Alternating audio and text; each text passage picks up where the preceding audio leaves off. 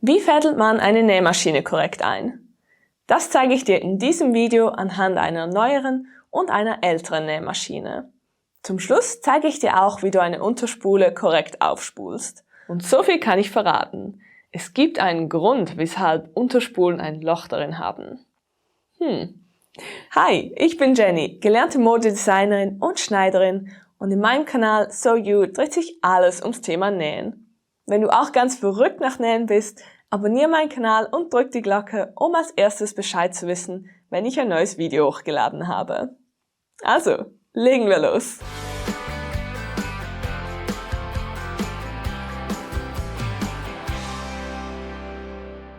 Der erste Schritt ist es, das Füßchen zu heben, denn damit wird die Fadenspannung gelöst. Danach nimmt man den Nähfaden und platziert ihn auf dem Spulenhalter.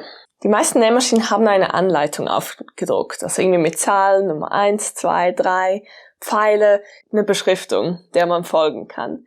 Also bei mir hier ist der erste Schritt, den Faden bei diesem silbrigen Haken einzufädeln. Mit der rechten Hand gebe ich Spannung auf dem Faden, mit der linken ziehe ich ihn nun der Beschriftung entlang durch die Maschine. Hier zeigen wir die Pfeile, es geht nach unten, dann nach oben und hier oben muss nun der Greifer bereit sein. So, das heißt, die Nadel ist an der höchsten Stelle. Das kannst du mit dem Handrad drehen oder vielleicht hast du auch schon so einen Knopf auf der Nähmaschine mit so einem Nadelzeichen, Pfeil rauf, runter, kannst du auch die drücken, dann wird die Nadel auf die tiefste oder die höchste Stelle automatisch eingestellt, verschoben. Gerade bei diesem Haken hier oben gibt es eine sehr große Fehlerquelle. Wenn es zu Fehlstichen kommt, ist es oft so, dass hier nicht richtig eingefädelt ist und die Maschine damit nicht die nötige Spannung geben kann, um die Fäden richtig anzuziehen und so ein schönes Stichbild zu nähen. So, wenn man den Greifer eingefädelt hat, kommt eigentlich immer auch noch irgendein Haken. Und den kann man entweder von links oder von rechts reinziehen. Also man muss nicht irgendwie was versuchen durchzufädeln oder so, man kann es immer irgendwie von einer Seite her durchziehen. Bei meinen Nähmaschinen, die ich habe, ist es immer von rechts. Und gerade wenn man die Spannung aufgebaut hat, ist es ziemlich einfach. Ich halte immer noch mit der rechten Hand oben fest, ziehe mit der linken hier seitlich und nach hinten den Faden durch. Danach kommt noch ein kleiner Haken, der jeweils oberhalb der Nähnadel versteckt ist. Auch hier muss man nicht irgendwie versuchen, was durchzufädeln von oben, sondern kann jeweils von rechts oder links her einfädeln. Hier unten halte ich den Faden mit der linken und der rechten Hand fest, ziehen hier durch diesen kleinen Haken und erst jetzt wird die Nähmaschinennadel eingefädelt. Vielleicht hast du einen automatischen Einfädler. Das sieht dann irgendwie so. Meiner ist eben kaputt.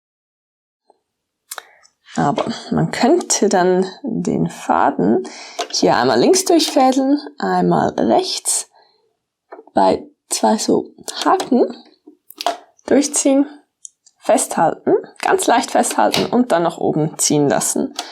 Und dann hat man eine Schlaufe, die man dann rausziehen kann. Aber man kann natürlich auch oldschool selber einfädeln. So, das klappt ganz gut. Kommen wir nun zum Unterfaden. Für das horizontale Einfädeln nehme ich die Unterfadenspule so in die Hand, dass der Faden hier nach links wegzieht und sie sich im Gegenuhrzeigersinn dreht, wenn ich daran ziehe. So. Und genau so lege ich sie dann auch einfach oben rein.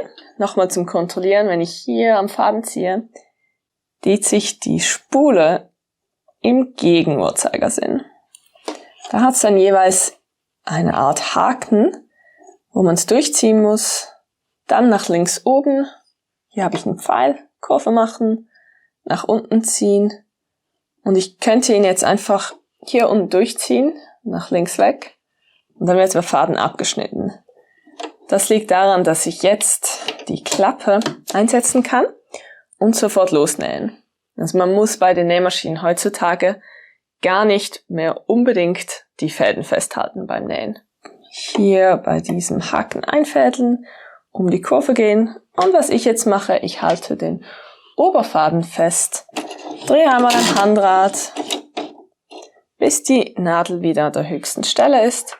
Und dann bildet der Unterfaden eine kleine Schlaufe, die ich dann einfach rausziehen kann. Und so habe ich dann den Faden nach oben geholt. Dann muss man nur noch die Platte wieder einsetzen, einklicken lassen und schon ist man bereit zum Nähen. Ein häufiger Fehler beim Einfädeln des Unterfadens ist es, dass hier bei dem ersten Haken irgendwie nicht richtig eingehakt hat. Wenn der Faden wie hier einmal quer über die Spule läuft, dann ist es mit sehr großer Wahrscheinlichkeit richtig eingefädelt. Jetzt habe ich es falsch eingefädelt. Der Faden verläuft von der Spule direkt hier durch die Stichplatte und kommt nach oben. Das ist also falsch. Falls du ein älteres Nähmaschinenmodell hast, dann könnte es bei dir vielleicht etwas so aussehen. Hier lege ich den Oberfaden auf. Wie bei der anderen Nähmaschine hat es hier auch so einen runden Teil, wo man einfädeln muss. Ich gebe hier ebenfalls Spannung mit der rechten Hand für den Faden nach unten. Hier unten beim roten Teil ist der erste Haken und dann habe ich hier den Greifer auf der rechten Seite. Und jetzt geht es hier einfach zwischen diese beiden Haken. Und dann hat es hier noch eine Schiene, wo es eingefädelt werden muss. Und das kann man auch gut ausprobieren. Von rechts geht nichts. Von links geht's rein und geht dann auch noch in diese Kerbe. So, und von da aus dann in das Öhr. So. Der Unterfaden versteckt sich hier unterhalb der Stichplatte. Bei dem Teil hier. Hier ziehe ich die Klappe nach vorne weg und kann dann die Kapsel herauslösen. Dann halte ich die Kapsel so, dass der Faden nach links weggeht und ziehe meine Hand in den Gegenuhrzeigersinn dreht.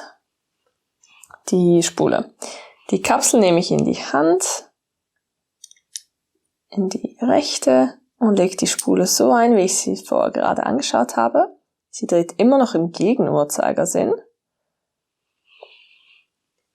Und hier hat es eine kleine Öffnung, eine kleine Kerbe in der Kapsel, wo ich den Faden durchziehe, nach oben, bis sie bei dem kleinen Teil mit dem Häkchen wirklich eingerastet ist. Der Faden. Jetzt ziehe ich am Faden und die Spule verläuft immer noch im Gegenuhrzeigersinn. Ich halte die Kapsel wieder an diesem kleinen Häkchen hier fest und schiebe sie ein. Ich halte den Oberfaden fest, drehe am Handrad und hole so den Unterfaden nach oben. Und bin bereit zum Nähen. Den Unterfaden fädelst du wie folgt auf. Als erstes legst du den Oberfaden wieder so ein, als ob du die Nähmaschine einfädeln möchtest. Und dann hat es auf der Nähmaschine wieder irgendwelche Zeichen oder Markierungen, wie du sie einfädeln musst. Ich habe jetzt zum Beispiel bei der Nähmaschine meiner Schule, muss man nur hier oben bei diesem runden Teil einfädeln. Bei meiner, auf der ich privat nähe, muss man auch noch bei dem Haken hier einfädeln. So, ich habe die Farbe gewechselt, damit du es besser sehen kannst. Mit dem Faden sollte man hier durch das Loch in der Spule durchziehen, aufstecken, zur Seite schieben und jetzt hier oben den Faden gut festhalten. Und was ich mache, ich lege jetzt hier meinen Zeigefinger unter den Faden und führe ihn so leicht nach oben, denn jetzt geben wir Gas. Denn ich möchte, dass diese ersten paar Runden, die man auffädelt, hier oben stattfinden Also im oberen Bereich der Spule und nicht hier unten. Denn jetzt kommt's. Diese ersten paar Runden haben den Faden fixiert. Und jetzt schneidet man den hier oben nämlich einfach noch weg. Und spult nun den Rest auf. Vielen Dank fürs Zuschauen und viel Spaß beim Nähen!